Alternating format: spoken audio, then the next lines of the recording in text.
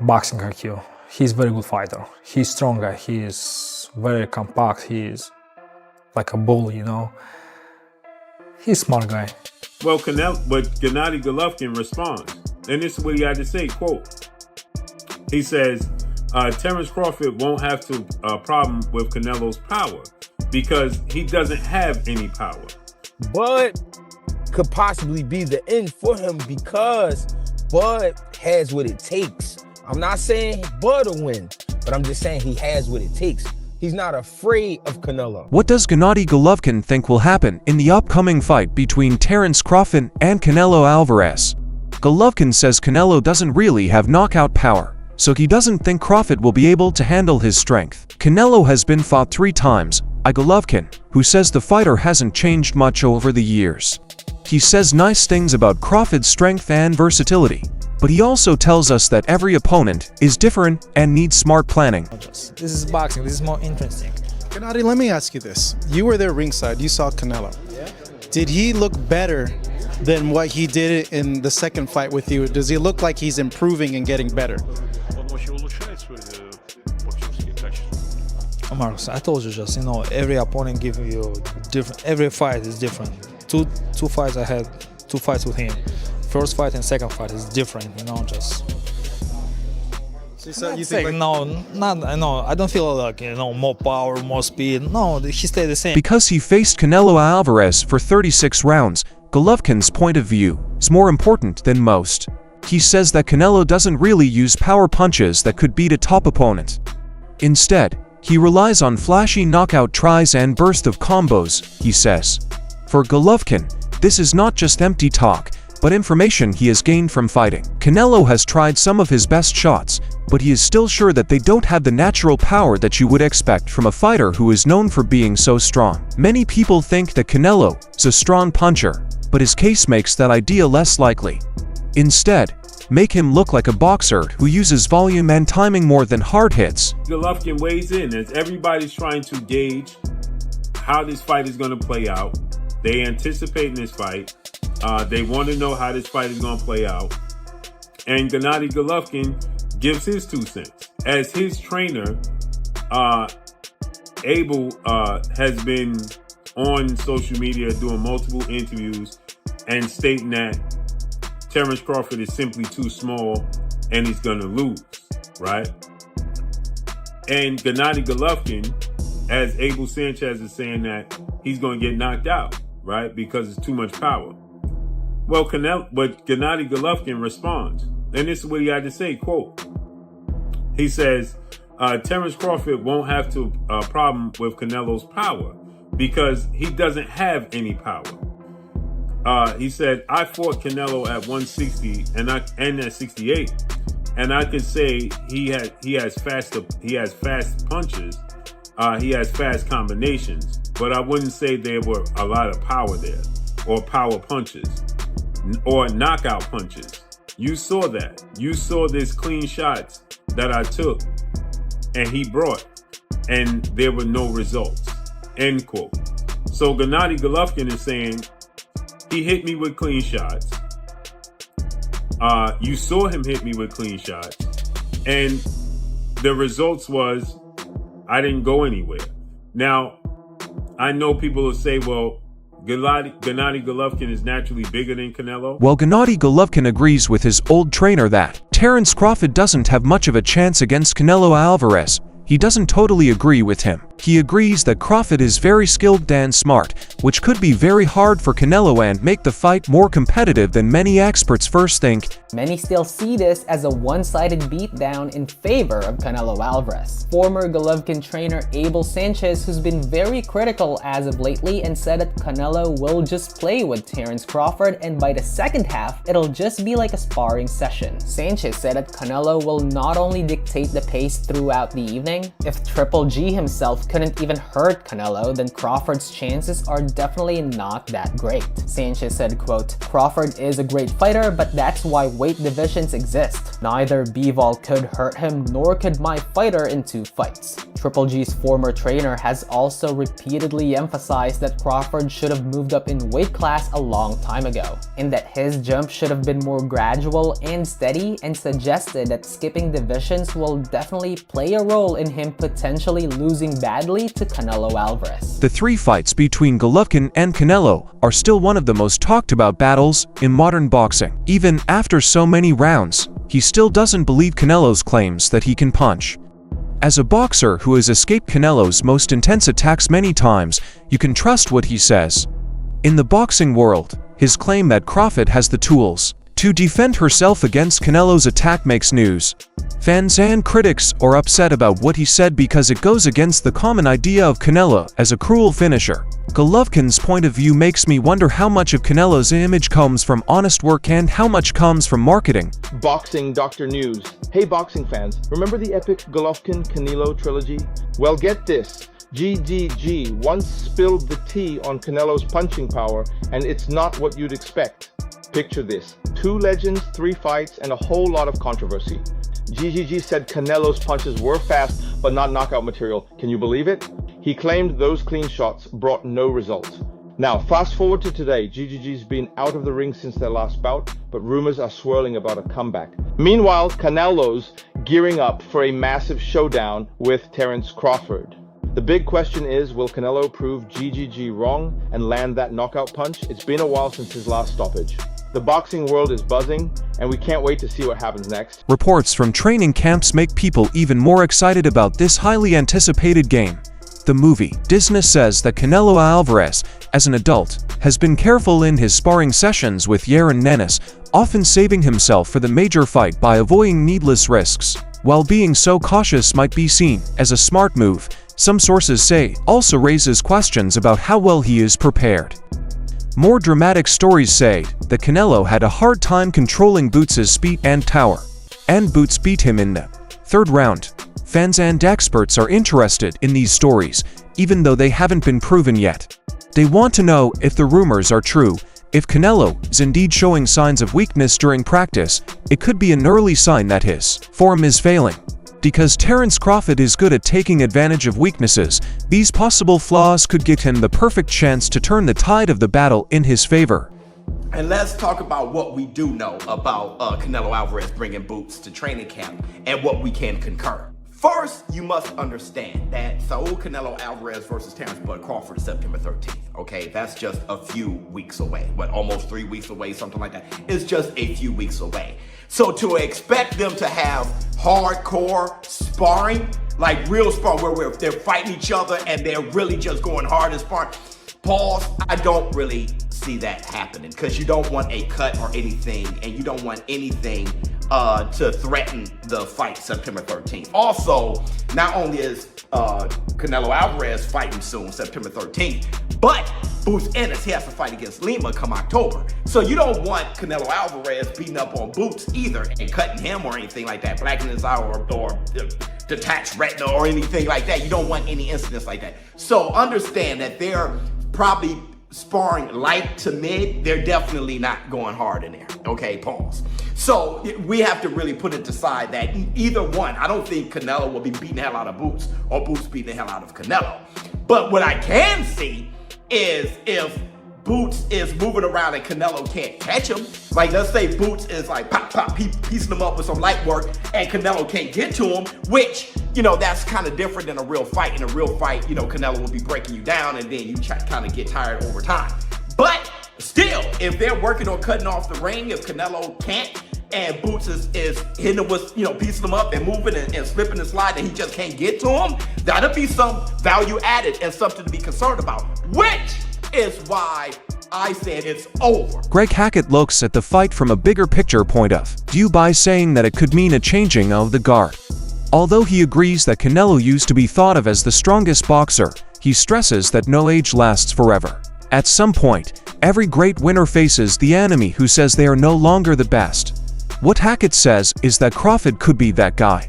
He says that Crawford's technical skill, discipline, and hunger make him a good candidate to start a new age in boxing history. For Hackett, This fight is about more than scores and trophies. It has to do with memory and time. Canelo is the guy, right?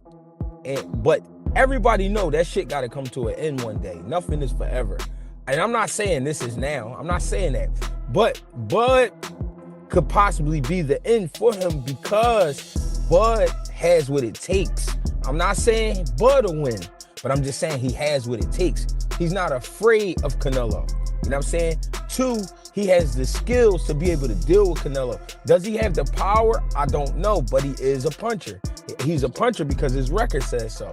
You know what I'm saying? Canelo is a puncher as well. So what I see is a great respect for each other, but after 4 rounds, I see a war breaking out. And whoever can stand it, meaning whoever can take that shit that's coming their way, that's who wins the fight. You know Man, I don't know if Bud wants that. I don't know if Bud wants a war with that dude. Yeah, that granted, he got a granite ass chin. But you saying he's a puncher because his record says so. So you gotta assume that you making the assumption that he can crack. Because Arrow said he can crack. That's what Arrow came out. Arrow, I think, said he thought, was getting Canelo. I don't know whether that's, him trying to pay him back for saying that, for what Terrence said about him. This other fight, man, I got it in the title, man. And I appreciate you letting me pick your brain, man. Because I'm going to steal your predictions. And then I'm going to give you credit for it at the same time, dog. I ain't going to be like everybody else. I'm going to steal your shit and give you credit for it at the same time, dog.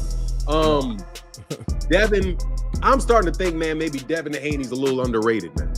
Going into this Brian Norman fight. Like, I've had my own personal issues with the dude and his pops, but that shit aside, the dude knows what he's doing in the boxing ring. He's been in there with a bunch of fights. He's a championship world-class level fighter, bro. John Ryder talks about his unpracticed sessions with Canelo to give first-hand information. The Mexican champion's memory of finishing 12 rounds in a tough and intense training session shows how hard he works and how strong he is. Ryder's comments that Canelo, steady and hard to beat over long periods of time, add to the evidence of his long stay at the top.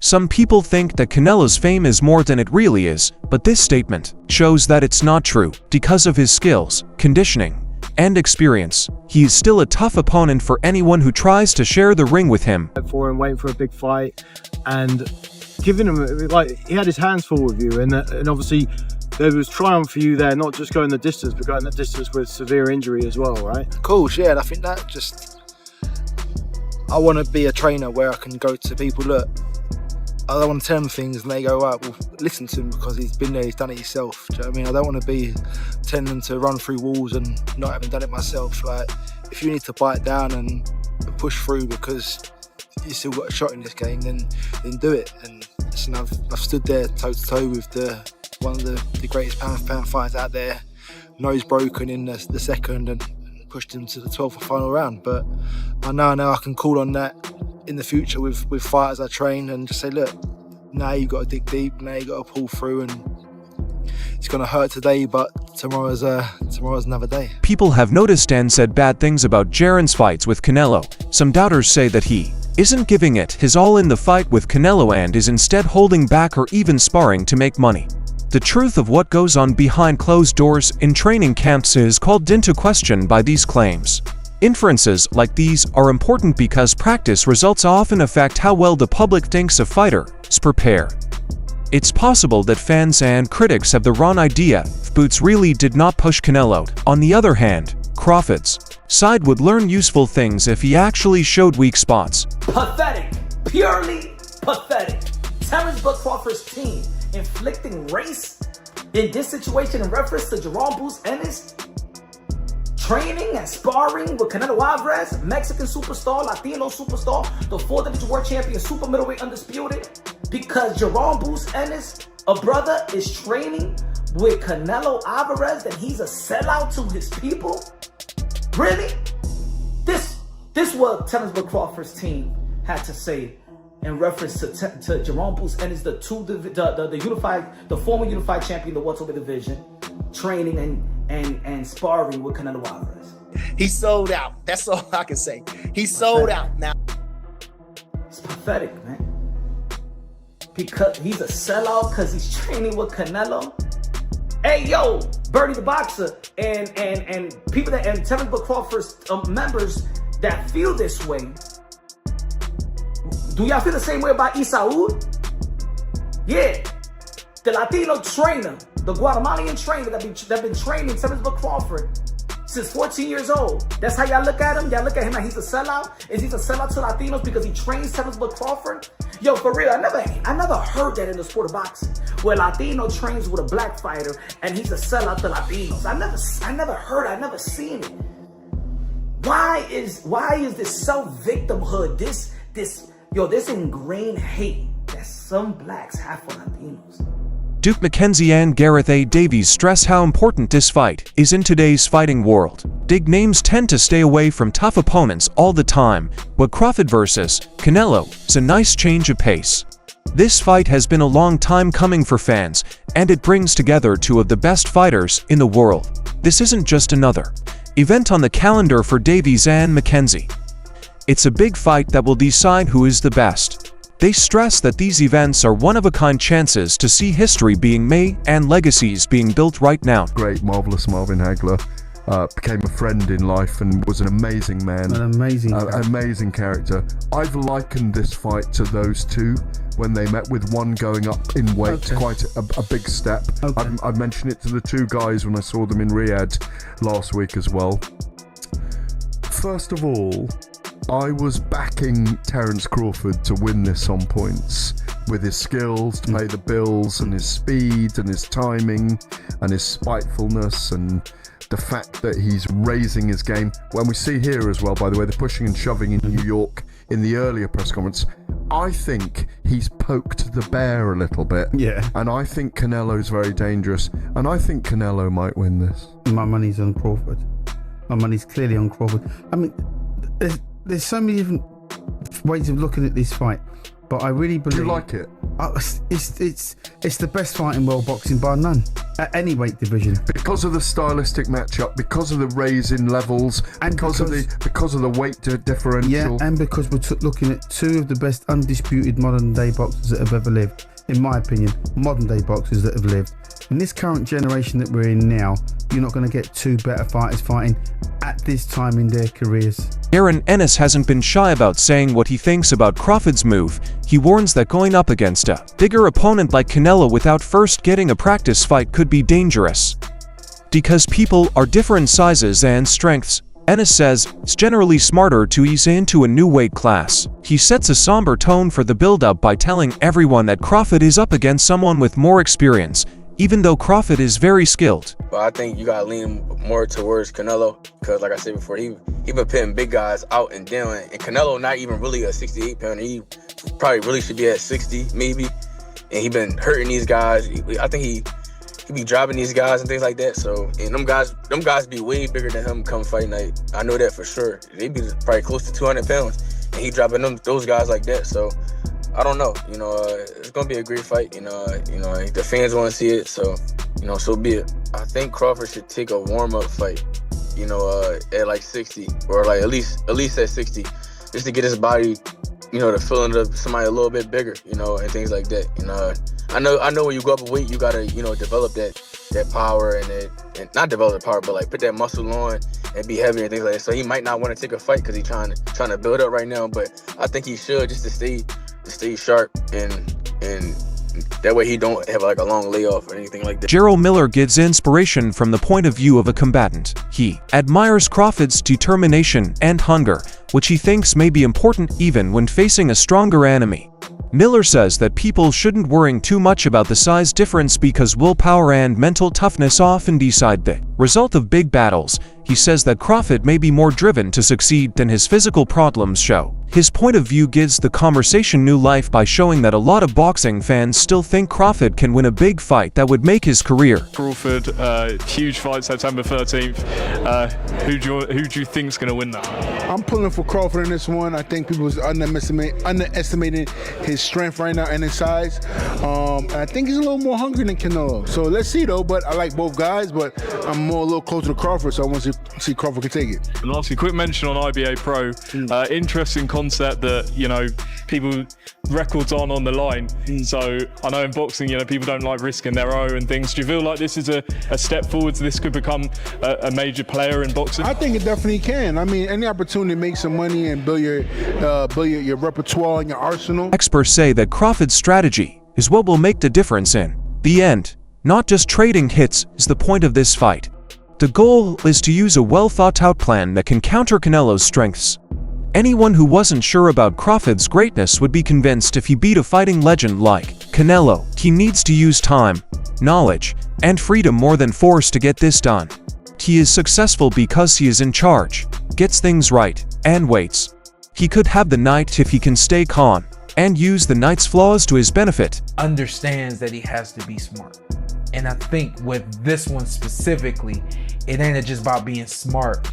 He knows he has to look like he's never looked before, because again, if he doesn't and he beats Canelo, everybody's just gonna say, well, that's Crawford, you know. So I think he knows that this is the performance of a lifetime and everything has to look right. He knows in order for it to look right, he can't just go out there and let the dog go.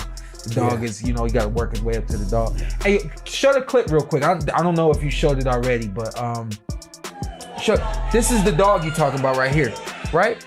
And so this is, I pulled this clip right here. I seen it on social media this morning. Don't do that. That's what I'm saying. And I pulled this clip, right? But this is Terrence. That's who he is. He's not gonna swing on Canelo. He already know that part of the game. The video for today is now over.